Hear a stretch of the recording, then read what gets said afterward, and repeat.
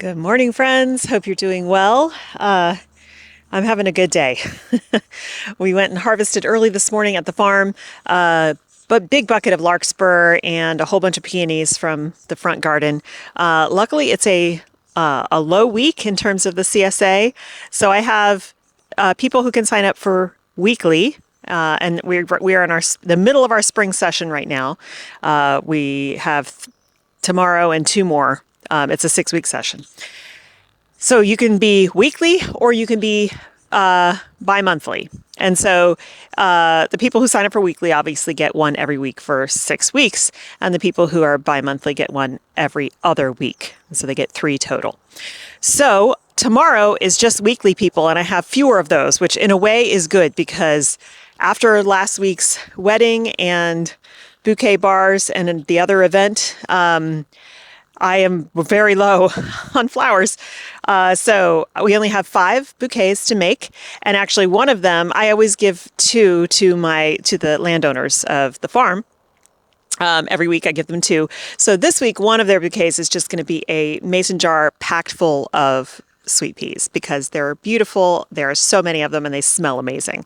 And then the other will just be the same bouquet. So I only have 4 bouquets to make, which is great because they're each going to get a ton of larkspur, a whole bunch of peonies, and it's just going to be fun. So the only thing I haven't harvested yet is greenery. We're going to use some of these stems today. This is a laurel that is a laurel hedge that is way out of control. We haven't pruned it in a couple of years. It is completely encroached on the garden bed, the cottage garden bed, making it from a 3-foot wide bed down to it's almost a foot now. So we're going to cut this back tremendously. Now, the problem with going in and pruning now and not having kept up with it is that the majority of the growth is going to be on the outside of the hedge. And so the interior is going to be all wood, meaning that when you cut it back, all you're going to see is wood. It's not like the whole thing is dense with greenery. And so we risk making this look pretty terrible. And it's not, I don't know how laurel works because I haven't done this one in a while, but like even with boxwood sometimes, if you cut into the wood, sometimes you don't get anything back in that location. It just won't because it's has pushed all of its growth to the outer branches, and so when you cut all the way back to like the stump, the trunks, you're not necessarily going to get fresh growth on those. So one of the things that they recommended when they came and did our rodent abatement for the rat problem, which has improved dramatically, by the way, is that we could take this hedge and limit up. It's a very tall hedge. It's probably 8 feet. We could limit up and have the trunks exposed, bare and exposed around the bottom 2 to 3 feet of the hedge, and then have just the top have the greenery. And one of the things that does is, number one, it will take all the weight off of the cottage garden bed.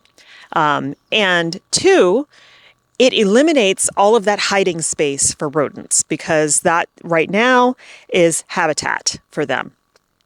So I think we will see when I go in here and cut back. We'll see what it starts to look like, but I think that's actually what I'm going to go for. It will be a very different look than what we have, but I'm not too worried about how this is going to affect privacy because on this side of the hedge, it goes down a very steep hill to the creek bed. And right now, in the summertime, it's all shielded with lots of trees and other shrubs and stuff. So I don't think that it's going to be a huge privacy issue between us and our neighbors by doing this. So all I'm going to do is get started, working on this, cutting off from the ground up. Now, if I wanted to be fast about this, I could use the hedge trimmers, and I may end up doing that eventually. But at the beginning here, I want to go in by hand with my pruners and just see what the structure is going to look like as I cut it back. So we're on the outside edge here of the hedge. It goes this way. And this is where we need to take back most of the growth. So I'm going to start on the hedge here, and we'll see what happens. It's 11 a.m. I had a doctor's appointment this morning, so that's why I'm getting a later start. But I'm hoping to get as much of this done as possible before the sun is baking on it, because today is going to be a nice warm day.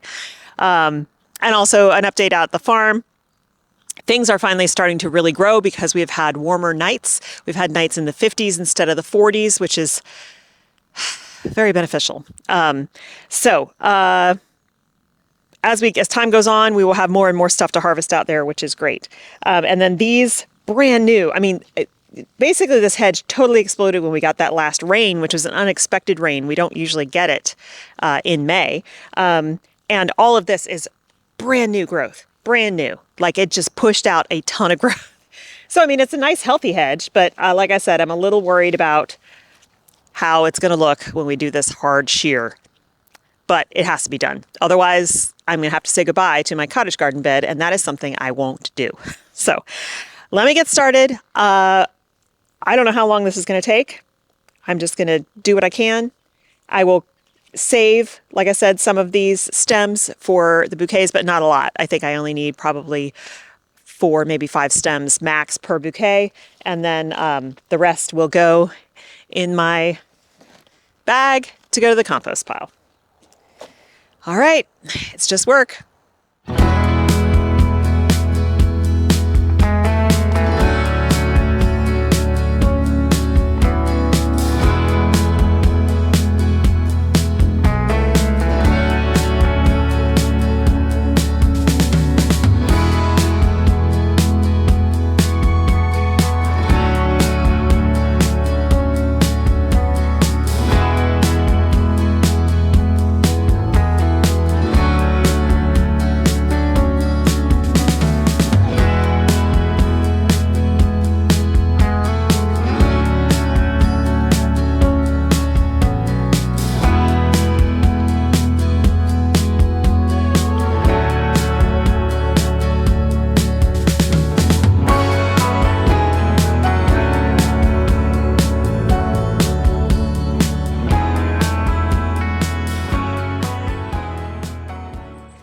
Okay, so I just took a little bit of a break so that I could go put a bandana on because I am envisioning having lots of ticks crawling all over me, which is probably gonna happen. But I am so glad I'm doing this. I almost don't even care what it ends up looking like. I need to come in here with my heavy duty pruners, my loppers, and cut back more of this. But there was so much encroachment. These plants are now going to be able to breathe. They'll have some space. They won't have a big hedge laying on top of them. This is so much better. So I'm really glad I'm doing it. It is not easy. And I don't think the hedge trimmers would really help because some of these, the hedge trimmers are great for cutting small sticks and, greenery. But when you get down to like 1 inch, ½ inch to 1 inch round stems, branches, that's not going to work. So we have to do this by hand. So I'm going to go get back at it. I'm going to keep go in with the loppers and get this all cleaned up, and then we're just going to keep moving down the bed. Now the sun is coming out onto this bed now, so it's going to get more and more uncomfortable, but I don't really want to stop because I feel like I need to free the plants. They've been struggling. I'm so glad I'm doing this. All right, I'm going to get back to work.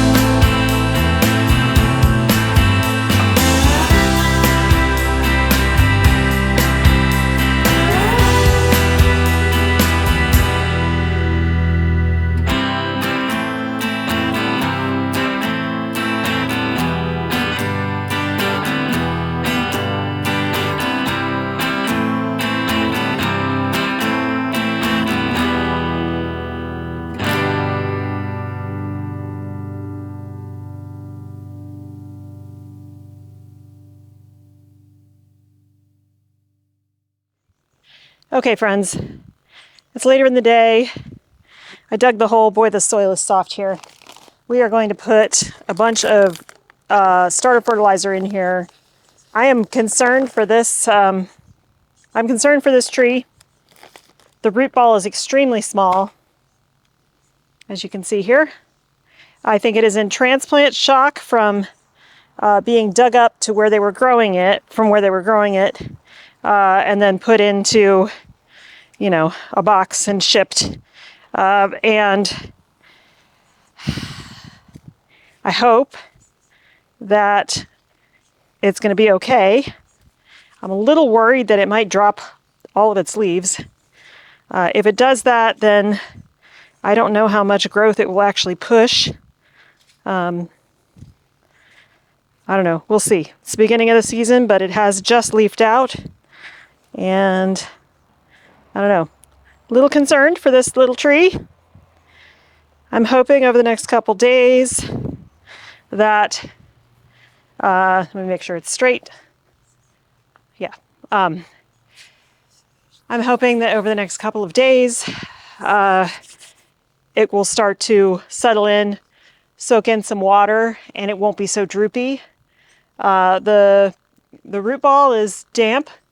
I watered out here while we were doing other things, and now I'm going to put some water in the hole, water around the root ball. And then we will review what I did today, and I'll just show you what it looks like.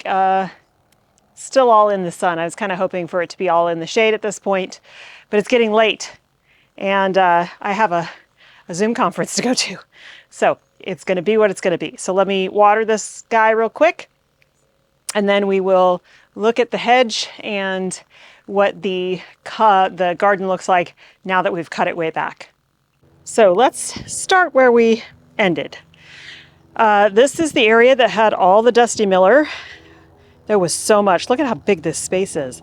So I dug it all out. I didn't even leave any. When I got going, I was like, I'm just pulling it all out.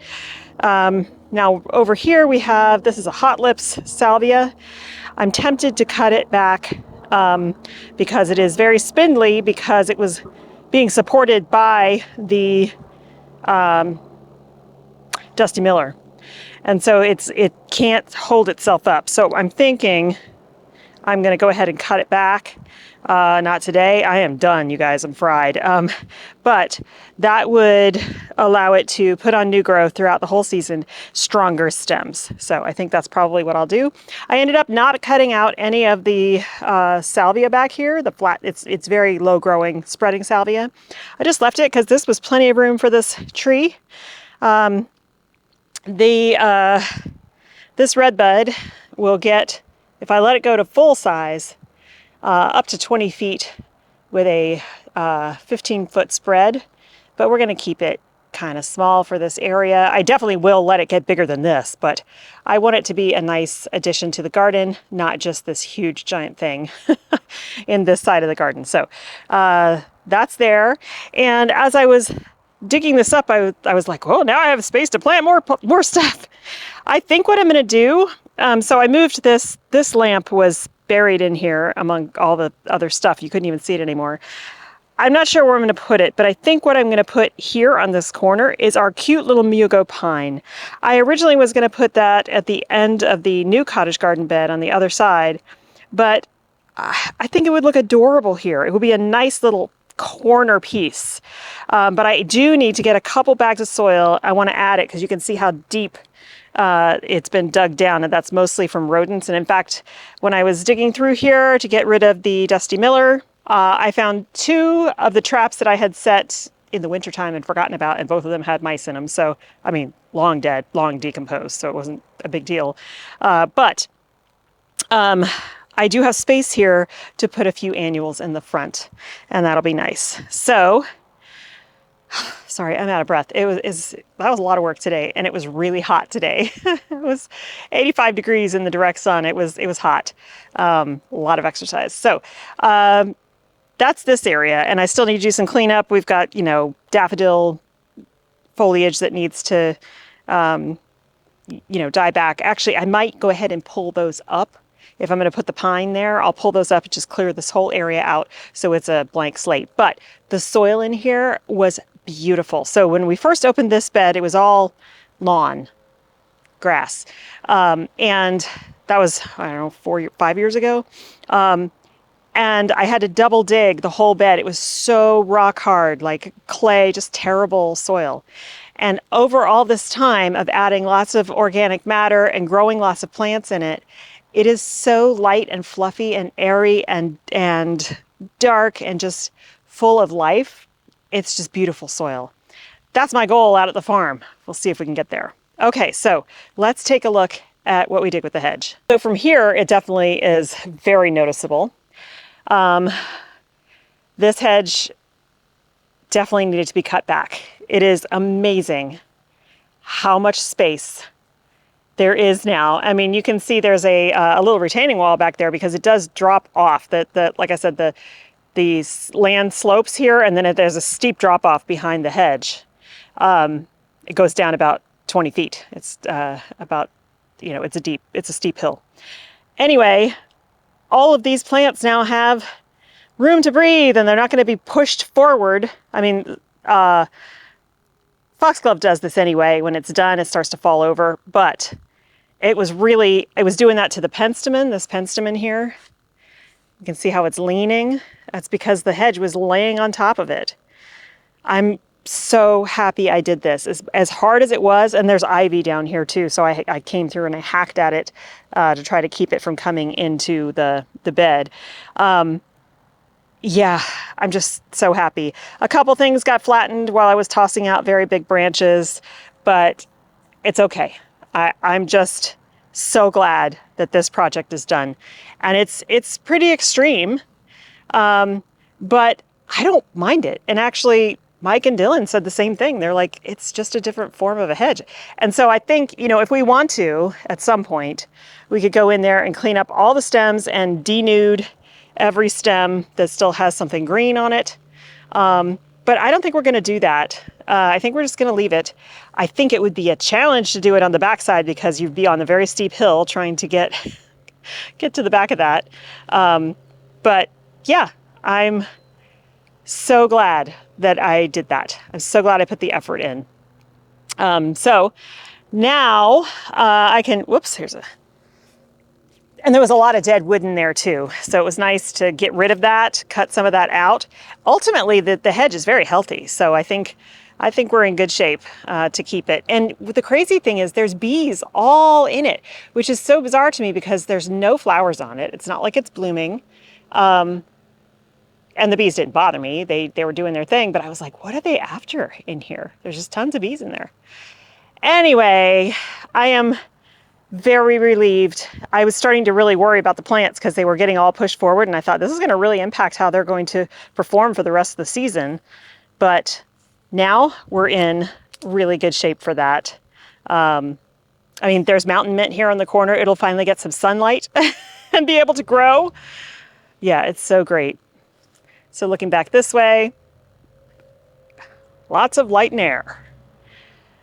So this bed is about to go through its kind of changeover from the spring with the foxgloves and all that stuff into starting to move into summer where the feverfew will be coming up, and the irises will keep going for a little while.